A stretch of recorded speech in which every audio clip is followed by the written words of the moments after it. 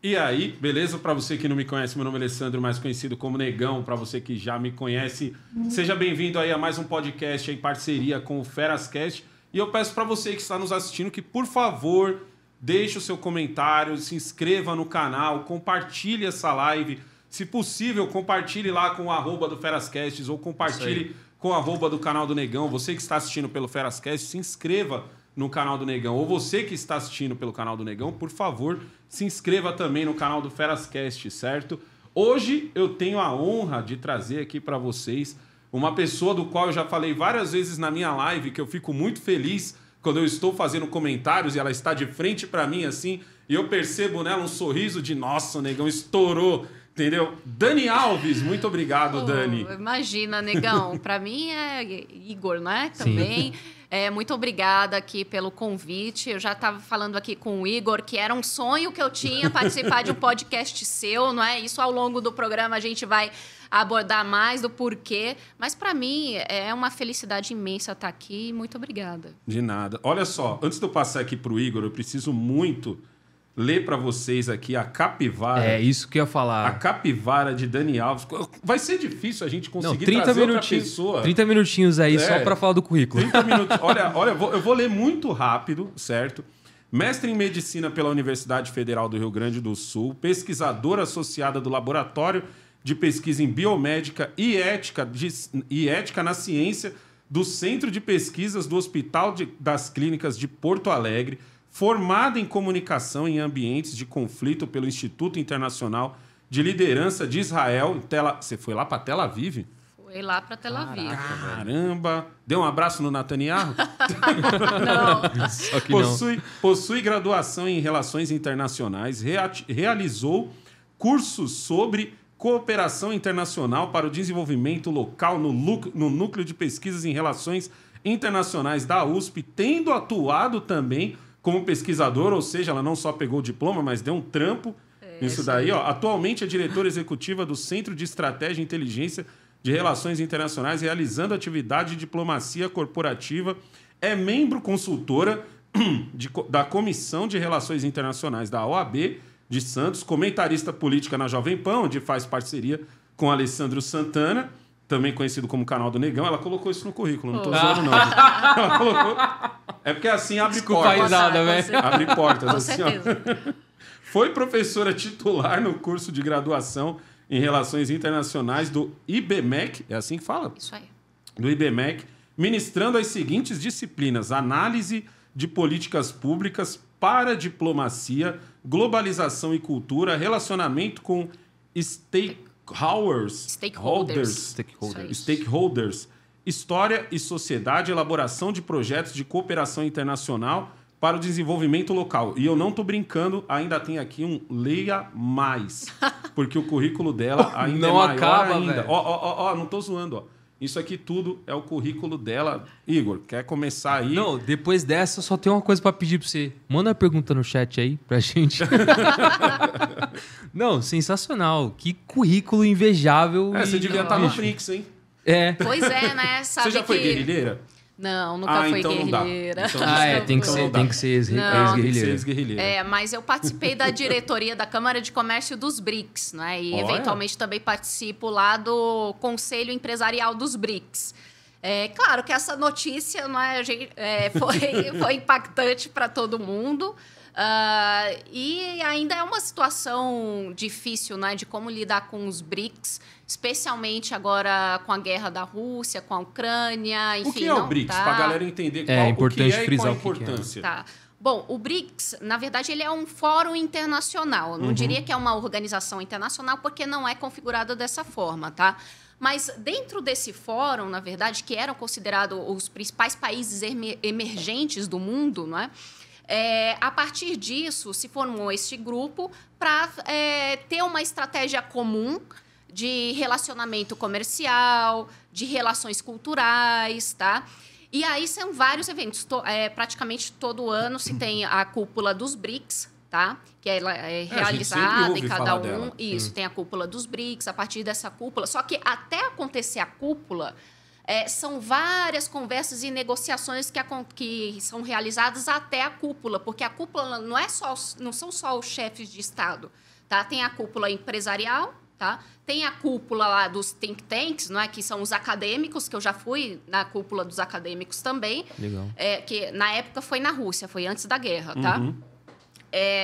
Enfim, e tem a do terceiro setor também, que colocam demandas ali. E cada um desses grupos, eles vão atuar de que forma?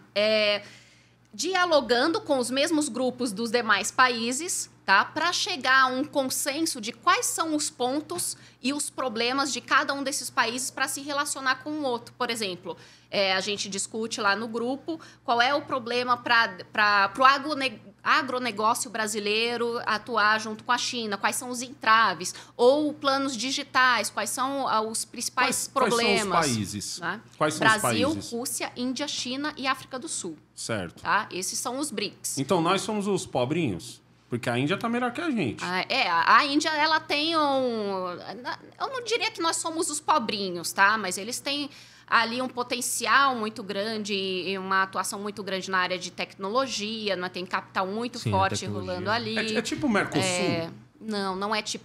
Foi até bom você dar esse exemplo, porque não é tipo o Mercosul. Porque o Mercosul é uma organização, tá, comercial, internacional, e ali você tem vários acordos para troca, não de comércio exterior, enfim, tem umas vantagens ali. Agora, quando a gente fala dos BRICS, é um fórum, é como se fosse uma reunião, tá, entre os chefes de Estado, entre a sociedade civil, que está dialogando, só que de uma forma estratégica. Tá? Não existe ali acordos de livre comércio, como era onde eu queria chegar. Como é o Mercosul. Isso não existe. Não é? O que existe são determinados acordos pontuais, tá? Mas isso existe, por exemplo, do Brasil com os Estados Unidos, do Brasil com a Europa, sabe? A gente faz isso fora do BRICS também, né? Nós fazemos fora do BRICS, os países fazem fora do BRICS. Só que ali se colocou, principalmente na época do governo Lula, não é, que começou toda essa onda dos países emergentes, foi ali que despontou realmente desses países se juntarem e terem uma perspectiva estratégica, tá? Juntos. Mas não quer dizer que isso foi uma iniciativa do Lula, tá? Eu tô falando que foi na época dele. Ele estava no lugar certo na hora certa. Ele estava ali ele estava no lugar certo na hora certa. Isso, ele estava. Só que eu diria que é muito mais uma iniciativa da sociedade civil. Quando eu falo sociedade civil, são os empresários, tá? Terceiro setor também, por que não? Porque a gente fala e tem discussões também sobre mercado de trabalho. Tá? Como é que a tecnologia, por exemplo, vai impactar aqui no Brasil? O que está acontecendo na Rússia, na Índia, na China, na África do Sul? Tá? Como eles lá estão resolvendo seus problemas e como nós podemos resolver aqui também. Não é? Claro, tem essas discussões mais sociais, mas, no geral, principalmente a do empresário ali, ele está querendo resolver o quê? Quais são os entraves econômicos e burocráticos? Porque, imagina, a Rússia... ela é muito mais burocrática que o Brasil, por exemplo. China tem outras questões, né? Se você quer entrar na China, como é que você vai se relacionar com o governo chinês? Né? Aí é uma outra questão. Que vai querer se relacionar com você. Exatamente. Como você acha que vai sair essa coisa de definir? O Marcelo falou muito sobre isso também. Isso parte do povo, isso parte dos políticos. E como seria esse projeto de... O Marcelo usou muito projeto de nação. Como seria isso? Como você daria esse passo? Olha, é bem complicado, porque, é claro, isso é necessário uma vontade política da nossa elite política, eu diria dessa forma. Né? É claro que isso não vai acontecer sem uma pressão da sociedade, sem um esclarecimento da própria sociedade do que se quer para o país. Né? Então, é necessário isso. Agora, até chegar os políticos terem realmente essa visão de não estar trabalhando só pela eleição, mas pensando no país como um todo. Né? E eu vejo dessa forma. Enquanto nós não tivermos essa clareza, tá, de quais são as nossas prioridades, porque parece que tudo é prioridade, né? Sim, você não... Eu sinto isso às vezes. Uma falta de foco, tudo é prioridade, tudo é importante. E nada sai do lugar. Então, às vezes, você tem que cortar na carne e dizer, gente, chegamos aqui nesse ponto, nós precisamos focar nisso, nisso e nisso. E como nós vamos fazer isso? Porque se você tem uma comunicação clara com a sociedade, apesar de determinados cortes que podem acontecer, a população ela olha e consegue sim identificar, isso aqui faz sentido, ou isso aqui não faz sentido. Né? E aí abrir um diálogo com a sociedade. Mas hoje nós não vemos esse diálogo claro, transparente, não é sobre o que é necessário efetivamente. Não, nós temos mais narrativas sendo realizadas do que propostas efetivamente. Né? Então fica todo mundo perdido em narrativas que não fazem sentido nenhum, não vão ter impacto nenhum na sociedade, no nosso desenvolvimento. E eu vejo hoje que nós, sim, estamos num caminho totalmente perdido enquanto um país, não é? Do que nós queremos para o nosso país. Como é a pobreza na China? Olha, você tem tanto aqueles povos que são marginalizados, tá? Aqueles que são... Só para te dar um parâmetro. O que é a pobreza para o Alessandro? Pobreza para o Alessandro é o seguinte, é você, na sua casa, não ter luz, não ter água, e se você quiser água, você vai ter que andar 50, 100 metros.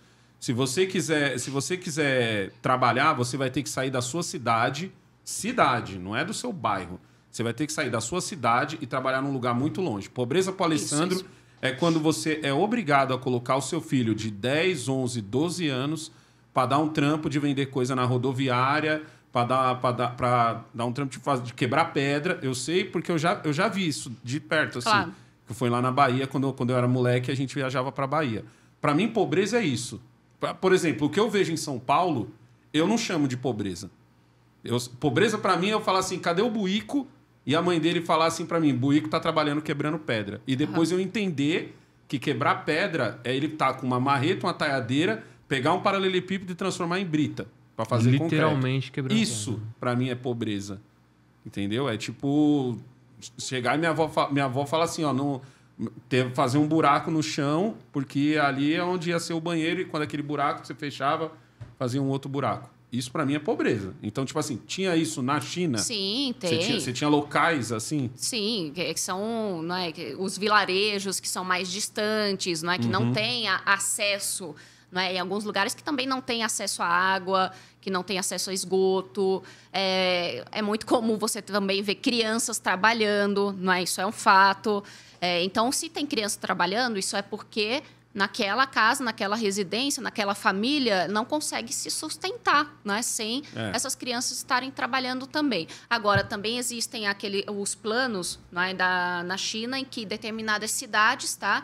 Eles colocam aqui, aqui vai existir o capitalismo. Né? Acho que até o Suano deve ter explicado. Aqui existe o capitalismo, aqui existe a economia de livre mercado, totalmente livre. Aqui não, aqui nós vamos endurecer mais para fazer, né, na verdade, laboratórios e entender o que deu certo, como deu certo, o que está dando errado, e a partir disso multiplicar aquilo que eles acreditam ser um modelo mais adequado. Não é? É claro, não é? Existem vários lados ali da questão da China. Também existem os povos que são perseguidos lá. Né? Isso é um fato. Então, quando a gente está falando de um país que é efetivamente uma ditadura, você tem essa perseguição tanto para aqueles que querem se colocar como uma oposição, né? Ou aqueles que são minorias, tá? Étnicas que podem ser um perigo para o governo, uma vez que eles estão insatisfeitos, né, ou não têm acesso, tá, ao básico. Então, eles tentam conter, de alguma forma, esses grupos étnicos. Dentro desse espectro que a gente vê da China, ela é um case de sucesso do socialismo ou do comunismo, que eu sempre confundo qual dos dois ela é. Entendeu? Por que outros países não copiaram ela? Olha só que interessante. Esse é o sonho do Xi Jinping. Tanto que na estratégia da nova Rota da Seda que eles colocaram, eles passaram a fazer investimentos muito fortes de empréstimos em vários países africanos, tá? Em alguns países, outros países da Ásia também. Comprando fazenda e tudo. Isso. Investimentos fortes em infraestrutura e empréstimos assim altíssimos, numa tentativa exatamente de também enviar para esses países de uma forma de tentar colocar que eles implementassem um modelo do sistema político chinês.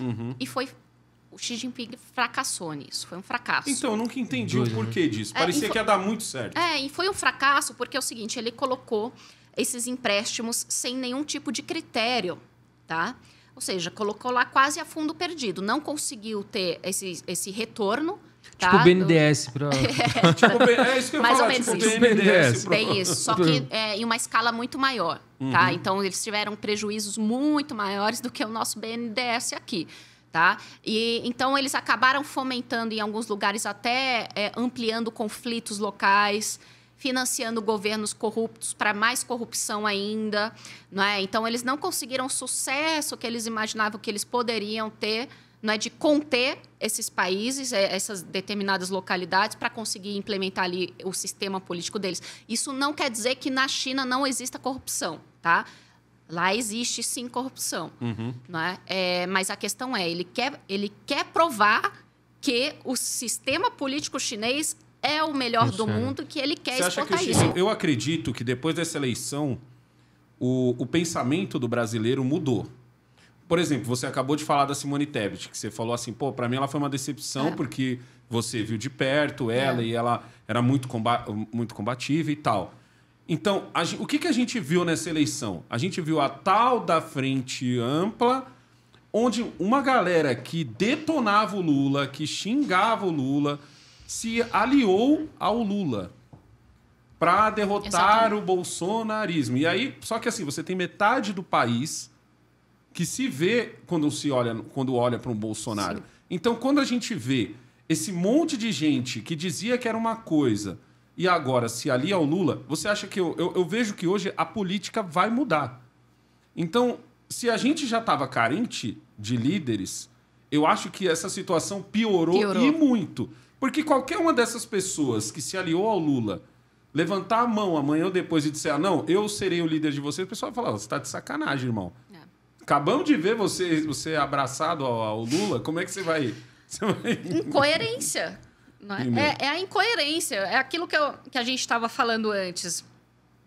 Negão, a população, não é, ela quer olhar, não é, para uma liderança e falar, eu sinto verdade no que ele está falando. Então, quando boa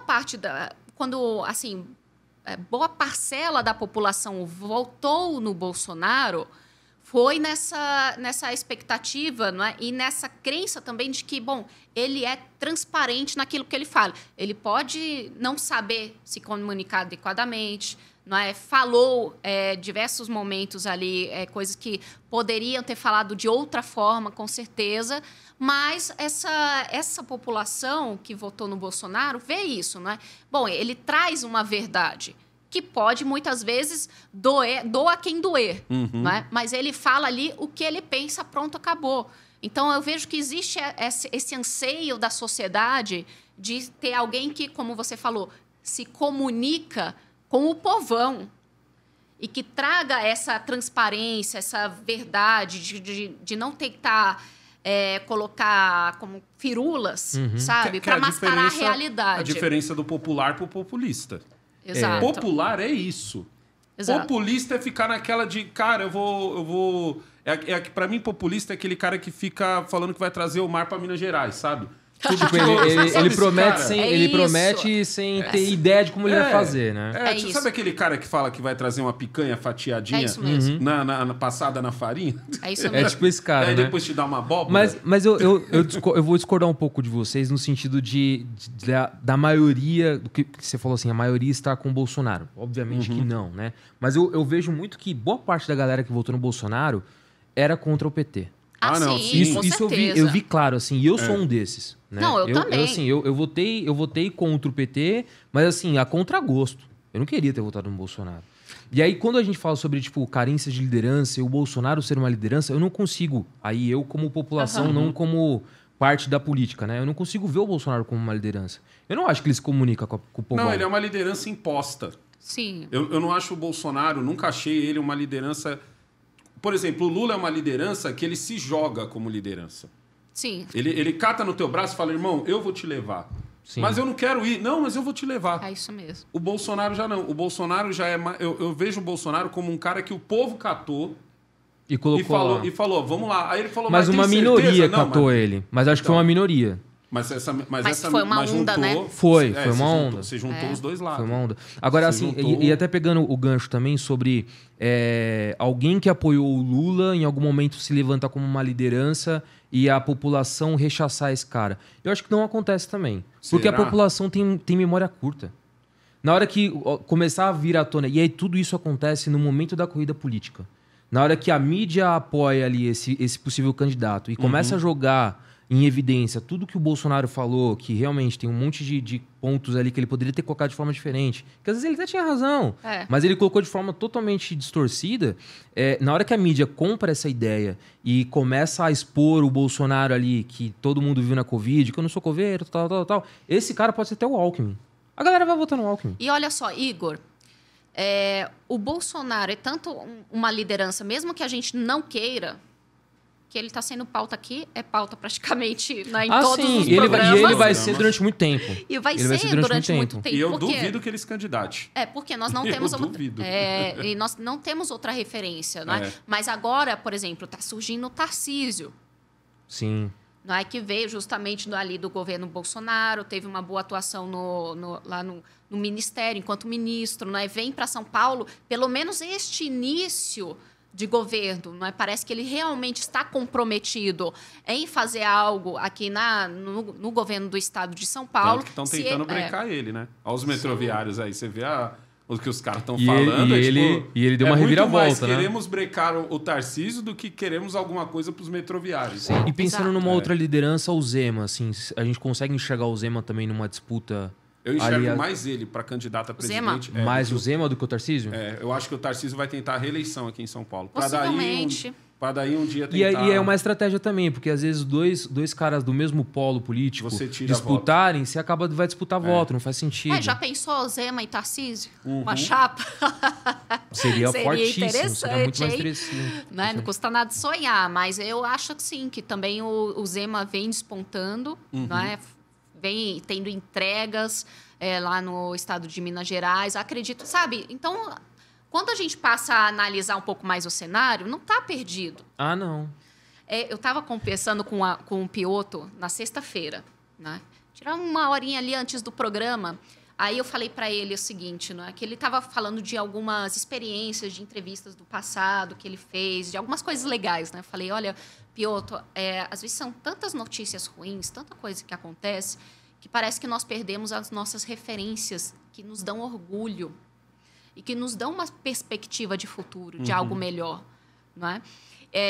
E aí resgatar isso e a gente poder lembrar quais são as referências, tanto atuais quanto aquelas que nos levam desde o passado, quanto crianças, adolescentes, tudo mais, que nos faz sentir orgulho, não é? É o que vai fazer com que a gente realmente não pare, não desanime, porque tem uma hora que a gente desanima, isso aqui não tem jeito, não é? Mas a gente precisa contar quais são as nossas referências, não é? Então eu vejo hoje o Tarcísio como uma referência forte para a direita, vejo o Zema como uma referência forte e séria para a direita, porque é isso que nós queremos, não é? Nós queremos pessoas que consigam entender qual é o papel de uma liderança, não é? De dialogar com a sociedade, de fazer entregas, de pensar o Estado como um todo, mas de uma forma séria, sem firula. Sim. Não é? Esse é o ponto focal, né? Esse é onde ninguém chega, né? País. E assim, você falou muito interessante uma questão do Lula ser aí talvez o último exemplo que a gente tenha de alguém que não tá preparado e não tá apto e se elegeu. Mas será que ele talvez também não vai ter o poder de colocar alguém no lugar dele? Não, e esse alguém talvez não ser tão preparado também, não esteja apto? Para completar, o Lula, ele, como você está falando assim, ele não é um cara preparado, mas ele também é arrogante. Porque, por exemplo, se você olha para o Bolsonaro não é um cara preparado para ser presidente da República. Mas ele teve a humildade de colocar uma galera preparada em cada canto. E a humildade de dizer... Por exemplo, se fazia uma pergunta para o Bolsonaro sobre economia, ele falava, não, Paulo Guedes. Se você fizesse uma pergunta sobre saúde, ele chamava o ministro que estava... Ele era muito criticado pela esquerda por isso, né? Exato. Mas ele está certo. Ele está certo. Então, tipo assim, é melhor do que você fingir que entende uma coisa... Exatamente. E falar e fazer besteira. Não é só falar, porque pelo menos fala, mas faz o correto, né? deixa o cara trabalhar. Não, você acaba fazendo besteira. Como você vê, assim, completando assim, no que ele está falando, o que a gente vai ter mais para frente? Olha, eu acredito sim que nós vamos ter essas novas lideranças despontando com essa capacidade, mas é claro que a esquerda ela vai sempre tentar ali colocar o candidato e trabalhar a imagem desse candidato para parecer que ele é apto a assumir. Né? Foi o que aconteceu com a Dilma, por exemplo. Boa parte da população realmente acreditava que ela estava apta a assumir o país. E não estava. Essa é a criação da narrativa, da imagem, com muito dinheiro por trás. E a cereja no bolo é o Lula dizendo ela é a minha candidata. Isso. É a cereja do bolo. Muitas pessoas, Negão, até estava te falando isso, me perguntam, por que você não é de esquerda, já que você atua com tantas pautas de direitos humanos, não é? E eu sempre falo, olha, direitos humanos não é uma pauta da esquerda, é uma pauta da humanidade, tá? E aí, a esquerda, ela tenta fazer o quê? Ela tenta capturar todas essas pautas e, além de não resolver o problema, coloca uma narrativa em cima, tá? Que desvia, a gente estava até falando isso, desvia a atenção dos problemas reais, tá? Exatamente por isso que, ao longo do tempo, se foi criando na população um certo ranço, né, desse tipo de discurso, né, que não resolve nada, que tenta chamar a atenção das pessoas para outras questões que são irrelevantes. Não é? Então, aí falam do pobre de direita. Sim, porque esse cara está cansado desse tipo de discurso que não tem serventia nenhuma. Né? E ainda falam dando risada do pobre de direita. Não, esse cara está certíssimo. Ele entende que foi um modelo que se esgotou na nossa sociedade. Sim. Porque se não tivesse se esgotado, teria dado certo. Eu acho que ainda vem um ponto ainda pior, assim, que é o seguinte: os caras fazem alguma coisa e vai te jogar na cara aquilo a vida inteira. Exatamente. Eu acho que... tipo isso. Nossa, mano, vou dar um exemplo aqui que é... eu criei as cotas. Porque a gente tinha que desenvolver aqui por causa da dívida histórica, biriri e bororó. Aí fez da escola pública muito pior do que ela já era, mas vai te jogar na cara a vida inteira, tipo assim, o seu filho só está numa faculdade por minha causa. É isso mesmo. O seu sobrinho foi o primeiro da sua família a fazer faculdade por minha causa e você me deve ir. Tipo, é um pensamento meio assim, você me deve isso. Isso. Aí olha assim, eu falo, gente... Que o ProUni e essa inserção das pessoas da faculdade foi um paliativo. Eu acho que foi, sim, uma forma de fazer com que essas pessoas tivessem esse senso de dívida com o governo, tá? Porque boa parte dessas pessoas... Porque é uma coisa muito grande. Isso. Boa parte dessa... Porque para a população brasileira ter um diploma é um ato, assim... o meu filho é doutor, sabe? É um ganho, é uma vitória, é um troféu. Tá? Eu sei, minha mãe me cobra até hoje. Então, quer que eu faça jornalismo? Você tem que ser formado, meu filho. Por mais que eu diga para ela que o STF disse que não precisa. Pois é. E ainda tem esse senso. Mas a questão é, qual foi a porcentagem, né, dessas pessoas que conseguiram o acesso à faculdade e realmente tiveram uma mudança significativa de vida, tá? E aí, o que eu falo de significativa é de desenvolvimento mesmo, que a partir daí ela conseguiu um estágio, depois ela conseguiu ter acesso a um emprego melhor, ou fez o seu próprio negócio. Pouquíssimas. Mas o poder mesmo está no diploma. O poder está no diploma. Está no ser formado. Tá? Então, eu não vejo o ensino superior como um critério de desenvolvimento. O que desenvolve um país é, sim, uma educação de qualidade na sua base.